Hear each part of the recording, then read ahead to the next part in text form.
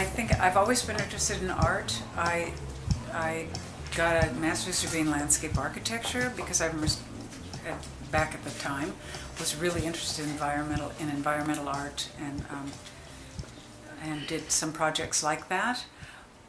But also I think in the same way, I also studio art and my chance to work, with my own hands on, rather than moving giant boulders outside, to move pieces and talk about art and technology and medicine. This piece is going to be part of a series called Ways to Go, and that refers to ways to be transported, means transportation.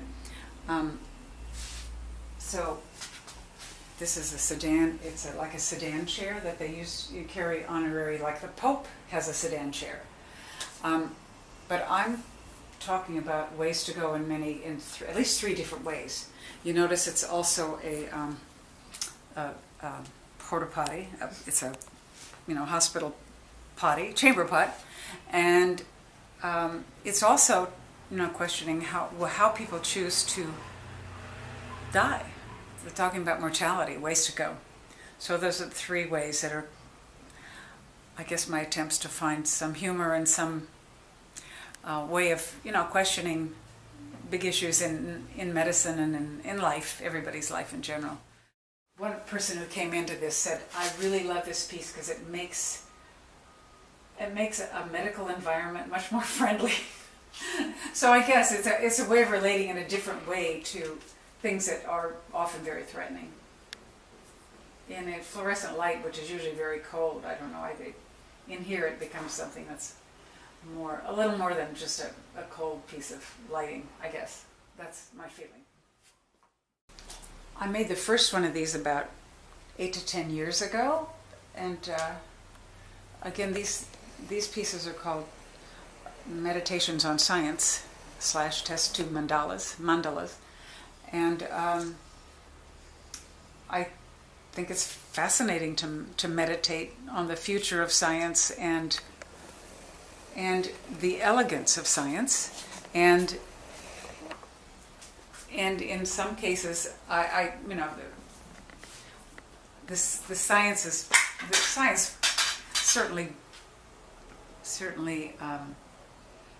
can transcend sort of the practical technological science and become something much more. And I think most scientists would agree, especially the theoretical scientists who are dealing with kind of the outer reaches of science. And I found all these IV stands, intravenous feeding that go next to hospitals and critical care units and all of that. And I thought, because I had all these leftover parts from the trophies, I thought, create totems and sort of identity markers on.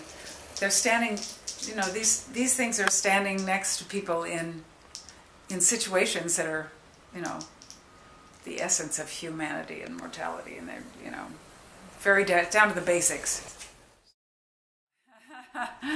Space for art. A friend and I, Naomi Nussbaum, who started Synergy Art, one of the founders of Synergy Art Foundation, realized that the artists were getting, literally forced to leave the city. And this was 6 or 8 years ago? Yeah, at least. About 8 years ago.